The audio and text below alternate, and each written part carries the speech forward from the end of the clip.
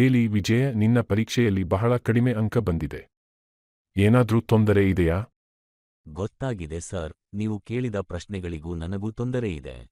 ನೋಡು, ಈ ಕಾರಣದಿಂದ ಅಂಕ ಸಿಗೋದಿಲ್ಲ. ಓದಿದ್ರೆ ಗೆಳೆಯ, ನೀನು ಉತ್ತರಿಸಬಹುದು. ಓಹ್ ಹಾಗ ಸರ್, ನೀವು ಹೇಳಿದ್ದು ನನಗೆ ಅರ್ಥವಾಗಲಿಲ್ಲ.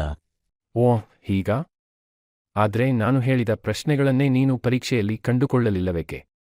ಅದ್ರಲ್ಲಿ ನಾನು ಪ್ರಯತ್ನ ಮಾಡಿದ್ದೆ ಸರ್, ಆದರೆ ಪ್ರಶ್ನೆಗಳೇ ಎಷ್ಟು ದೊಡ್ಡದು, ನನ್ನ ಕಣ್ಣಿಗೆ ಯಾಕೋ ಅಪ್ಪಟಿನಂಗೆ ಆಗಿದೆ. ಇದು ಬಹುದೊಡ್ಡ ತಮಾಷೆ ಆಯ್ತು ವಿಜಯ. ಓದೋದು ಮುಖ್ಯ. ಅಯ್ಯೋ ಸರ್, ಓದ್ತಿದ್ದಾಗ ನನ್ನ ಮನಸ್ಸು ತಕ್ಷಣ ಹಾಲು ಹಣ್ಣಿಗೆ ಹೋಗುತ್ತೆ. ಹಣ್ಣು ಹಾಲಿಗೆ? ಇದು ಹೇಗೆ? ನಿಮ್ಮ ಮನಸ್ಸು ಶಾಲೆಯಲ್ಲಿದೆ, ಆದರೆ ನನ್ನದು ಮನೆಯಲ್ಲಿದೆ.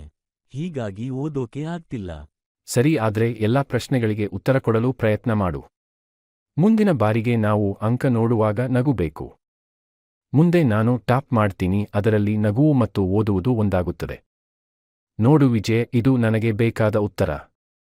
ಇದ್ದಕ್ಕೂ ಸರ್, ನಮ್ಮ ಪಕ್ಕದ ಆಂಜನೇಯನ ಬಗ್ಗೆ ಹೇಳೋದ್ರಿಂದ ಏನೂ ತಪ್ಪಿಲ್ಲ. ನಾನು ಕೇಳುತ್ತೀನಿ. ಆಂಜನೇಯ ಸುತ್ತೋ? ಏನಾದ್ರೂ ಹೊಸ ವಿಷಯದ ಬಗ್ಗೆ ಕೇಳು. ನೋಡು, ಹೇಗೆ ಆಗಬೇಕು ಅಂದ್ರೆ, ನೀನು ಹಾಸ್ಯವನ್ನು ಬಳಸಿಕೊಂಡು ಓದಬೇಕು, ಆದರೆ ಅಷ್ಟೇ ಅಲ್ಲ. ಅಂತ ಇಷ್ಟು ಬುದ್ಧಿ ಇದ್ದು ನೀನು ಹಾಳಾಗ್ತಿದೀಯಪ್ಪ.